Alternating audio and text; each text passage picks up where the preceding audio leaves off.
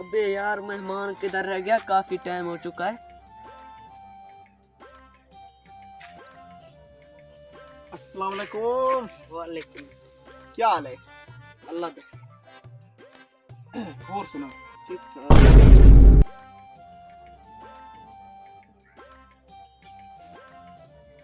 अच्छा, ये जो आपने कुत्ते पाल रखे हैं, क्या इनके नाम भी रखे हैं?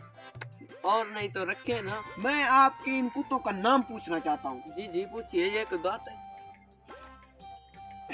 ये पहले का नाम क्या है? अजय। हाँ, दूसरे का नाम?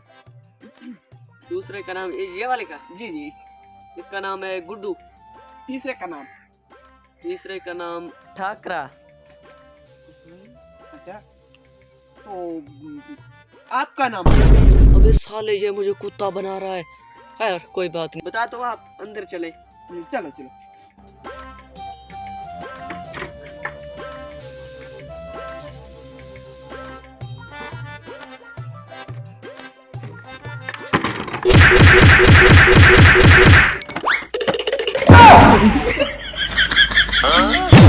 जावड़ पर